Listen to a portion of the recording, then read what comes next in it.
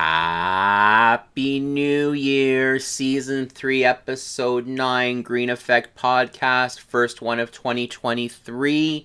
Excited to be back. Well, not really. Kind of enjoyed getting to about 5:30, 6 o'clock, half asleep on the couch, maybe a couple of adult beverages in, full of food I should not have been eating. But I digress. So we are back to reality now. A few things we're talking about this week. We're talking about how wonderful my holiday was. We're talking about the nice people in British Columbia. They're trying to make it easier for people with a 3-day cooling off period. We're going to find out why that might not be such a good idea. The property taxes across the country, in Ontario, could they be going up? Unintended consequences from Doug Ford saying everyone can put up to 3 units on their property. Talk about that. Rents increasing. We got to talk about London. What the heck is going on in London? There is some weird shit going on there. We got to talk about London. What is going on in London, Ontario? Finally, we talk about the unemployment rate. Tiffyboy, I'm sure he had a great Christmas. And what we could be seeing because we added 10,000 jobs, which sounds really nice. It's not a good thing. So we're going to talk a little bit more about that. Here we go, episode 9. Welcome to the Green Effect Podcast. Finance, life, business, and everything in between. And now, your host, Stephen Green. Hello, everybody. Happy New Year. Happy 2023. All that cool jazz. Hope you all had an amazing holiday or Christmas or whatever it is you celebrate over the 2 weeks the kids are not in school. It's my first episode after being back. So first episode of 2023. And we had a fantastic break. First time in 11 years, I actually put my out of office on. Thank you, impending recession. For the first time, I'm actually thanking Tiffyboy for the rise in interest rates, so I could have my first Christmas holiday without kind of relative interruption. Still answered the phone and everything, but did not actually work over the holiday, which was quite nice. So first time in 11 years. Anyway, not a whole heck of a lot went on while I was gone, thank goodness. Of course, this past week, definitely a few things have floated out there. And let's get right into the saga that is our country and our disaster of an economy. All right, let's talk. And I posted this on social media. So if you don't follow me on social media, shame on you. Make sure you follow me on social media. Pretty much everywhere is SG, so my initials, SG Mortgage Advice. So first thing, I posted this last week, British Columbia, the fantastic woolly sock sandal wearing folks, they have a new cooling off period. So let's talk about this because this is something that I remember in a few years ago when, back to as early as this year, but over time, as the market's just been going insane, I posed this cooling off period idea to a few realtor friends of mine. And let's just say it was a really easy answer and it was very consistent where it wasn't well received. So British Columbia has come out with a cooling off period. So basically what happens is, regardless as to whether or not you put conditions in, it doesn't really matter. You now have 3 business days from when your offer is accepted to rescind your offer. Now, at the onset, it sounds like a good idea, almost like we're protecting ourselves from each other, right? However, in speaking to a few of my realtor friends, there's some mixed feelings on this. So let's just talk about what it looks like. Like I said, put an offer in, you have 3 business days to rescind it. So if you get maybe really competitive, put the offer in, like, nah, we don't want it anymore. Nah, we decided we don't like the color of the house. You can get out. However, you do have to pay your exit fee, we'll say. You do have to pay 0.25% as a rescission fee to the seller if you rescind your offer. As an example, you buy $1 million home, because that's what we do nowadays. The example we use is $1 million, especially in British Columbia. You buy a $1 million home and you want to rescind that offer. 0.25% is a $2,500 fee you have to pay to get out of it. Okay. So that goes right to the seller, which is good. That's a good thing. So you put your deposit in, and that will come out of your deposit. I believe I read it's held in trust at the seller's real estate office, and they will pay that rescission fee before they give the rest of the money back to their former buyer. So, this definitely balances off the playing field. I get it. However, you have to remember what truly the job is of a real estate professional, other than having, really good ethics and doing the right thing for their client. At the end of the day, they're really there to assist their client in getting the best terms, conditions, and basically sale price of the home. So when we level out the playing field, is that going to accomplish the same thing? I don't know. If we all have the same rule, if we all are walking in with a 3 business day cooling off period, and there's 50 offers on a house, ideally, I guess you want to just simply take the highest offer. I'd love to hear from some of my realtor friends what they think about this. And of course, it's only in BC right now. However, you got to wonder if this is almost a test. So BC keeps testing things. They tested the non-resident tax, and now they're testing this out. They did. There was something they did with the rental market as well. I can't remember what it was earlier in 2022. So we'll see how this plays out. I'd love to hear your thoughts in the comments. Is this? I can't imagine this is going to slow down the prices. But if you got 50 offers in, think of it from a seller standpoint.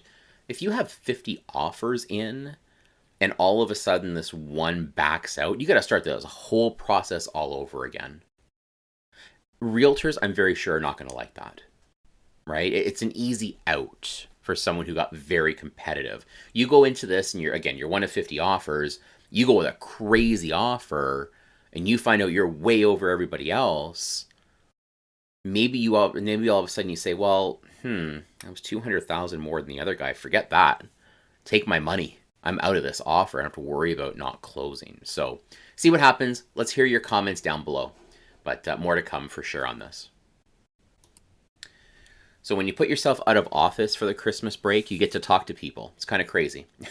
You get to talk to people about the market and all sorts of stuff like that. I've been hearing this a lot lately in Ontario, and I think it's going to become more and more of an issue as properties have their assessment amounts come out. So, as you know, Doug Ford, PC Premier of Ontario, earlier this year announced that you don't really need a permit anymore to go up to 3 units, right? We don't need approval. Go ahead and put on an extra couple of units. Put in a laneway house, build a shed in the back with some windows and some power and heat and plumbing, and just try to open up opportunities for people to live somewhere. Okay, we're going to talk about rental amounts shortly, but that's why he did it. And I get it. I completely, totally get it. But I think the one unintended consequence here is going to be property taxes.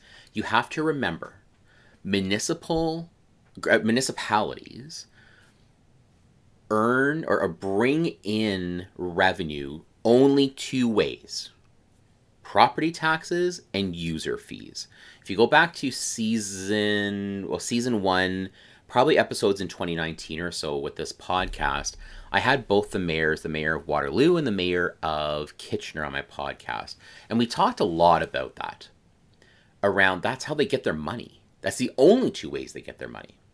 So let's look at this for a second. We've got a crazy economy. Everything's more expensive. And now all of a sudden, you're not collecting revenue for all the permits that you issue. Now, is that partially your fault because you were too slow? Maybe. I don't know. But if we are no longer collecting revenue off of that, and I'm sure the fees were really good, they were strong, guess what? If you're not collecting more fees on user fees or more revenue on user fees, you're going to have to jack up property taxes. How else do you do this? It's the only ways you can do it. So, yes, if you're an investor, celebrate, do cartwheels, put in 2 extra units on your properties, which a lot are probably going to try to do now because of the cost of housing and rates and all that other stuff. But be prepared. Squirrel some money away. Taxes could be going up, property taxes could be going up to offset this. So, again, we'll see what happens. I don't know if it's going to be a big issue in the smaller municipalities. I don't know. Toronto, throw another log on that fire. There's some more issues I'm sure they're going to have to deal with. But even, medium-ish size markets like Kitchener-Waterloo, London, Ottawa's not small by any means, but, or medium by any means, but it's still, not Toronto, we'll say. They might run into this issue. Got to increase property taxes. Then, of course, it increases cost of living. Then, of course, it increases inflation. That was the biggest issue in the last inflationary report, was the cost of shelter. It's like we're hitting our head against the wall. We're saying that it really hurts, but we just keep hitting our head against the wall. Anyway, let's see what happens. I know, as you guys know, my wife and I have 2 rental properties in New Brunswick. Those property taxes have gone up. Now, they also went on the assessed values. That's a whole other episode, but those property taxes went up, and significantly as well. So let's see what happens with this one. And let's take a quick time out to talk about our sponsor. Gotta pay the bills, folks.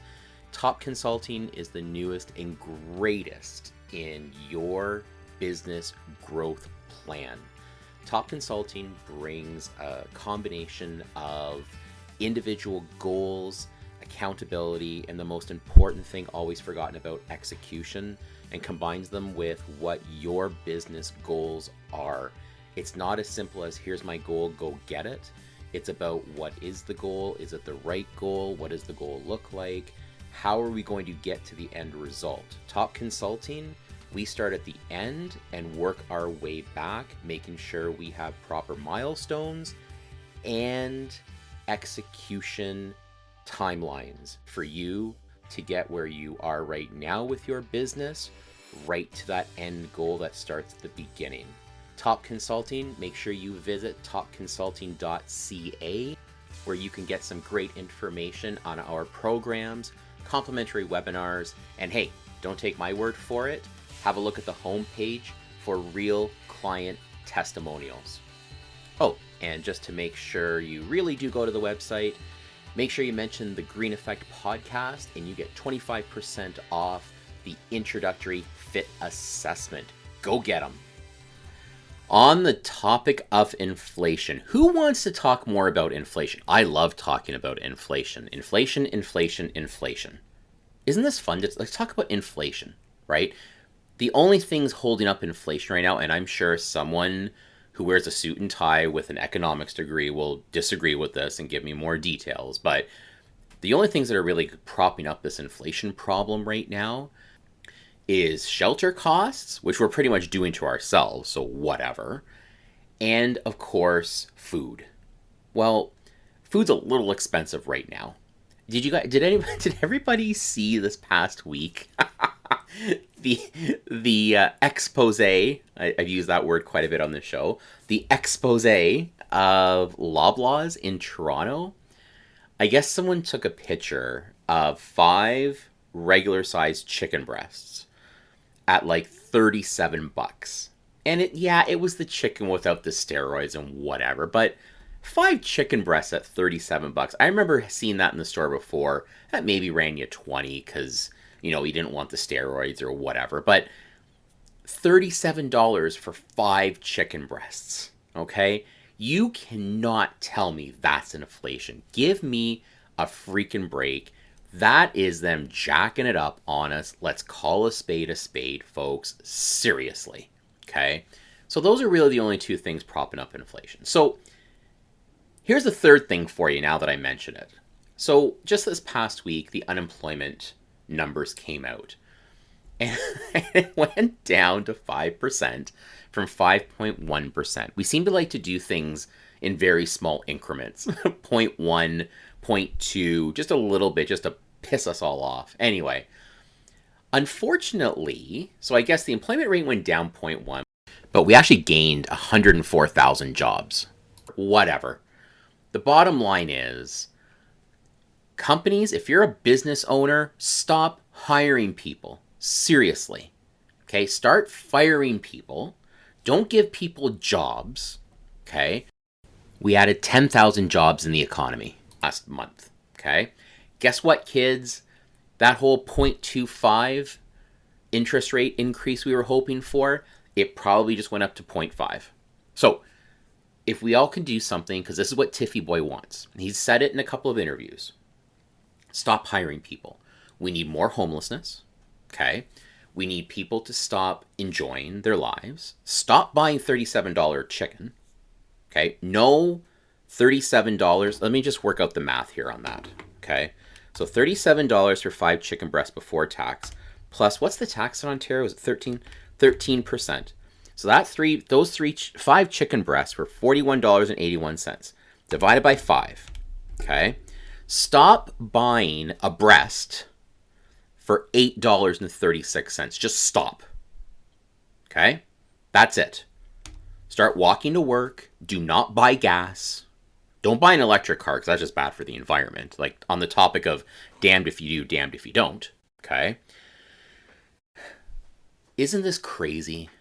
We added jobs, and I get it. Economically, I get it. We need a recession. We need things to rescind in our economy. Yet we're hiring more people, okay?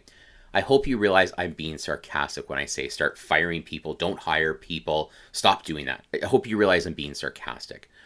But this is how sensitive our economy and our government is right now. I'm of the thought we added 104,000 jobs. Whole heck of a lot. The unemployment stayed around the 5%. Not bad.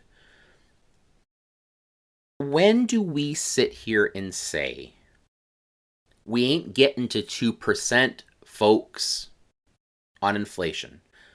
Maybe the way the world is right now, maybe the 4% is what we need to get to. 4.5%, maybe 5%. Maybe this is our new economical new normal. Because I don't think we're going to 18% on rates. If we go any further, we got to understand something. We're at the tipping point. We are the most indebted nation in the world. Not even close. I see it in clients, okay? They're on the edge. The middle class, remember we had that middle class in Canada? Yeah, it ain't here anymore. They're on the tipping point. Added jobs, now we're going to jack up rates again. We have to decide the new normal of our numbers. If that 2% target, I don't even know when they came up with that. Surely to God it was in a different market because it's not the way it is anymore. So maybe we have to decide what are our new numbers and get to that. Maybe 5% unemployment is good now.